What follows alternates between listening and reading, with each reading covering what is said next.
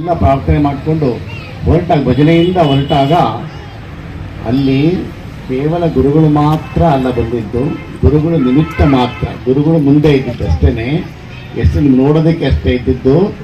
ಆದರೆ ನಿಜವಾಗಲೂ ಅಲ್ಲಿ ಬರ್ತಿದ್ದು ಯಾರು ಅಂದರೆ ಮಾತಂಗಮ್ಮ ದೇವಿನೇ, ಸಾಕ್ಷಾತ್ ದುರ್ಗಾ ಮಾತೆನೇ, ಭವತಾರಣಿ ಕಾಳಿ ಮಾತೆನೇ, ಎಲ್ಲ ನಿಮ್ಮ ದೇವಿನೇ, ಆದಿ ಪರಾಶಕ್ತಿನೇ, ಸಪ್ತ ಮಾತೃಕೆಯರು, ಆ ನವದುರ್ಗಿಯರು, ದಶಮಹಾವಿದ್ಯೆಯರೇ ಎಲ್ಲ ನಿಮ್ಮ ಮನೆ ಮುಂದೆ ಪ್ರತಿಯೊಂದು ಆ ಬೀದಿಯಲ್ಲಿ ಬರ್ತೀವಿ.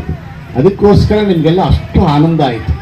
ದೇವಿ ಬಂದಿದ್ದಾಳೆ ಅನ್ನೋದಕ್ಕೆ ಸಾಕ್ಷಿ ಏನು ಅಂತ ಕೇಳಿದ್ರೆ, ಯಾವಾಗ ನಮಗೆ ತುಂಬ ಆನಂದ ಆಗುತ್ತೋ, ಯಾವಾಗ ನಮ್ಮ ಮನಸ್ಸಲ್ಲಿರತಕ್ಕಂಥ ಕಷ್ಟಗಳು, ನಿರಾಶೆಗಳು ಅದೆಲ್ಲ ಹೋಗಿ ಆನಂದ ಖುಷಿಯಾಗಿ ಇರ್ತೀವೋ, ಎಲ್ಲವನ್ನು ಮರ್ತಿರ್ತೀವೋ, ಯಾವಾಗ ಏನೋ ಒಂದು ಆಕರ್ಷಣೆ ಇರುತ್ತೋ, ಮತ್ತೆ ಮತ್ತೆ ಮತ್ತೆ ಮತ್ತೆ ನೋಡಬೇಕು ಅನಿಸುತ್ತೋ, ಮತ್ತೆ ಮತ್ತೆ ಕೇಳಬೇಕು ಅನಿಸುತ್ತೋ, ಈ ಗುಣಗಳು ಮತ್ತೆ ಎಷ್ಟು ಸರಿಯಾದರೂ ಸಹ ಇನ್ನೂ ಸ್ವಲ್ಪ ಹೊತ್ತಿರಬೇಕು ಅಂತ ಅನಿಸುತ್ತೋ, ಇಂಥ ದಿವ್ಯವಾದಂತಹ ಈ ಆನಂದಮಯ ಸತ್ ಚಿತ್ ಆನಂದ ಇದು ಯಾವಾಗ ಇದನ್ನು ಎಲ್ಲಿ ಸ್ಥಾಪನೆ ಆಗುತ್ತೋ ಅಲ್ಲಿ ತಿಳ್ಕೋಬೇಕು, ಅಲ್ಲಿ ಭಗವಂತ ಇದ್ದಾನೆ, ಭಗವತಿ ಬಂದಿದ್ದಾಳೆ ಅಂತ.